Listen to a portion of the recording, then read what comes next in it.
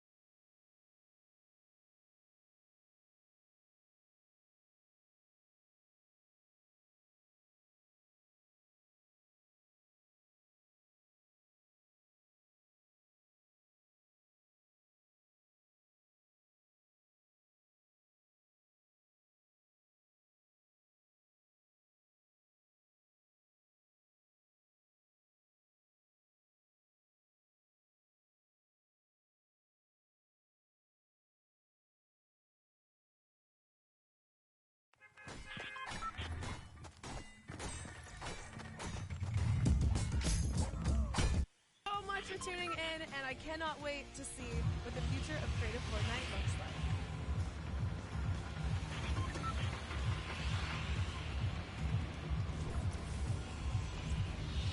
The Creative World Cup Finals, so much fun yesterday. Again, congratulations to Scissors and his team. $1.3 million won. I'm going to address the elephant in the room here, and it's not Tim the Tabman. You didn't win that, Tyler. Correct. What actually happened here? That's correct. No, we got 4th place, but, you know, the crew that I picked out, man, Cal, Taco, and Kaz, just a good bunch of kids, man. I mean, I think, and I also got to a lot of the creators. I was really happy that I was able to, not even me, together as a unit, we pulled in 300 or 295,000 as a team. And a little wins, man. You know, we were just killing it, little ice creams. But that event was so incredible. There's another thing that kind of came out of nowhere again that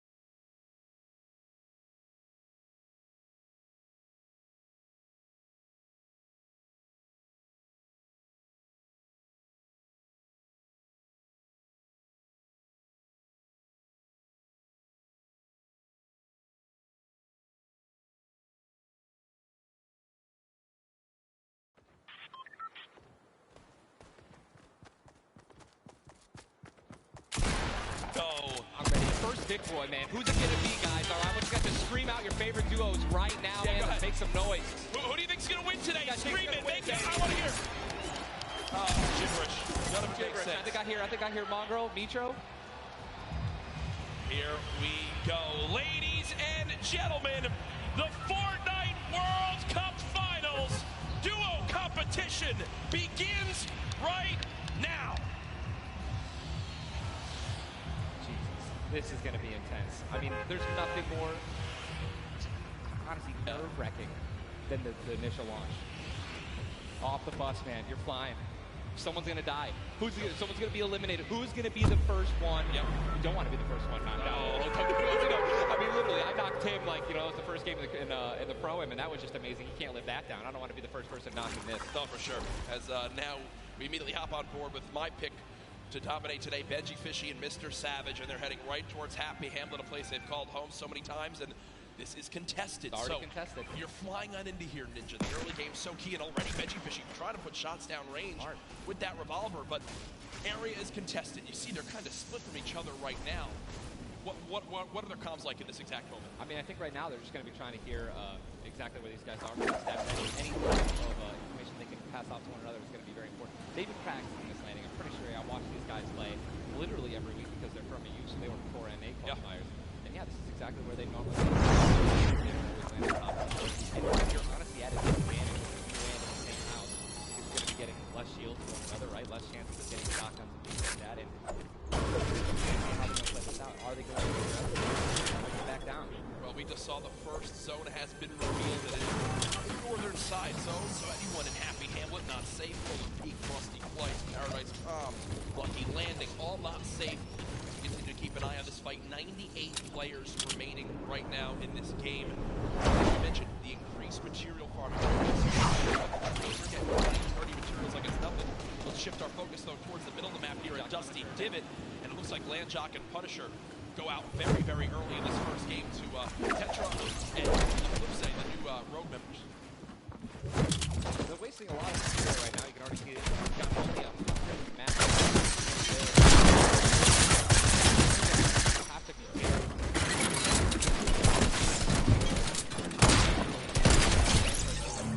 Make it there, and they should be out of the mats. Yep. You're left with literally nothing. And look at the advantage that you now have. Tetra hasn't had any shields, but because two eliminations come on through, he gets both. That's a shield, putting him at max HP, and now he can completely change his games where you're still.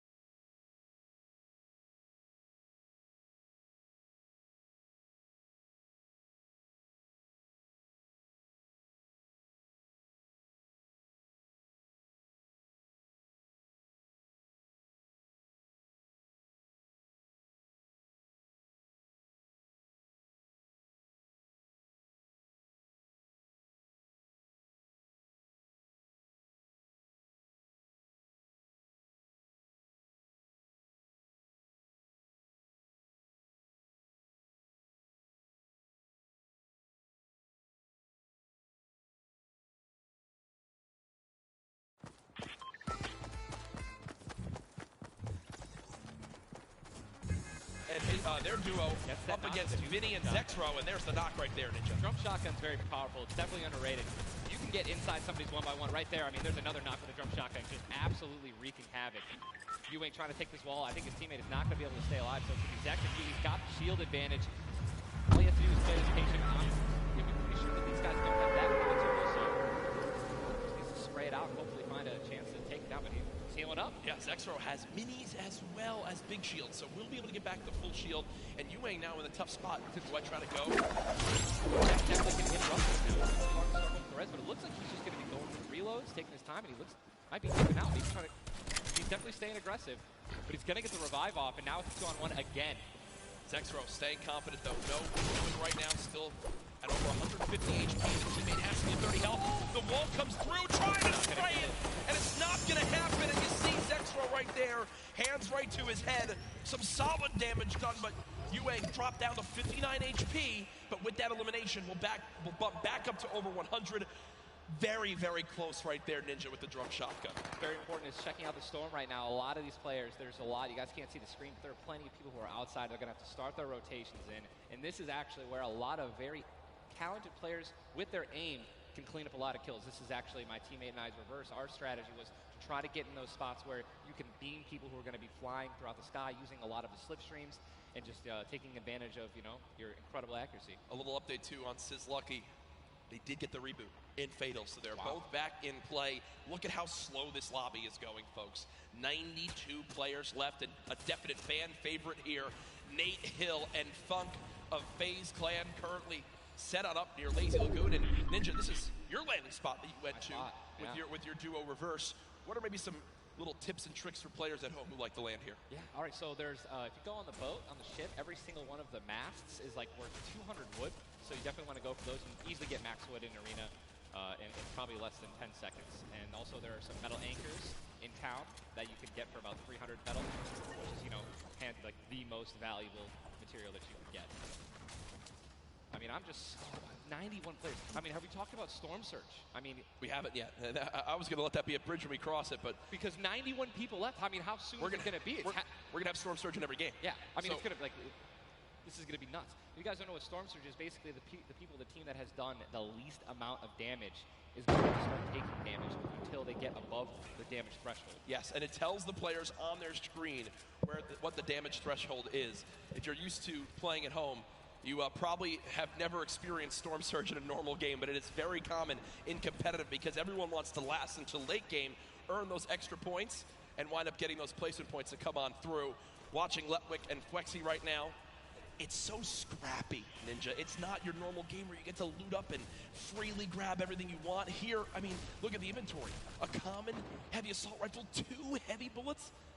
Yeah, I mean, people are not going to be able to loot. They're not going to be able to loot normally. I mean, you have every single spot is definitely going to be contested or have talented players who are surrounding you. You got to be constantly worried about getting sniped from the side. All it takes is 2 seconds of being caught off guard, and you can get dinked twice with an infantry rifle, and boom, there goes 160 health, man, just like that.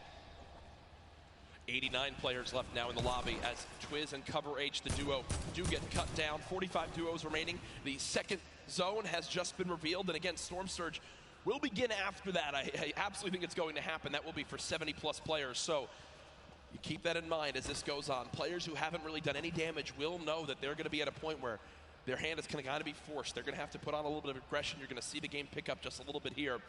There's Snappy and Red Rush already in the next zone. They're more than happy to just farm up this metal structure and claim it as their own. They're actually very centralized as well. Yep. I mean, a really great strategy that you're going to see a lot of people going to be using throughout this weekend in solos and in duos is to just try to get in the dead center of the second zone and honestly just kind of pray that the circle is going to continue to rotate in your favor.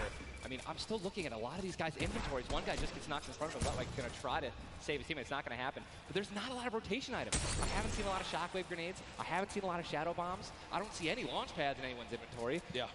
It's going to be such a, the rotations late game are going to be nuts. People are going to get lasered out of the sky. And Letwick now all by himself in a 1 versus 2 as his teammate did go down. You see Parpy and Volks still quite healthy between the two of them. Over 140 HP for both of them. Parpy still playing the slow ground, trying to spray out the opponent. And look at the material count. 4 Volks, 135 total builds.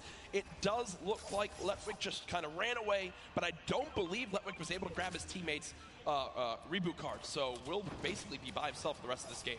You know, it's going to be almost impossible to perform alone when your teammate is knocked. And there's the Storm Surge warning. These guys are 106 above, and you guys can see that means that there's somebody who has 106 damage less than them that is currently below the threshold that they are going to need to hit some people, deal some damage. And that's actually the beauty of Storm Surge, right? You don't necessarily only want people kind of just lingering around in their one-by-ones, praying that the circle moves to them. You're gonna see some fights that are gonna be forced to break out because players need to get above that, or they're gonna die. They're not gonna be able to make it.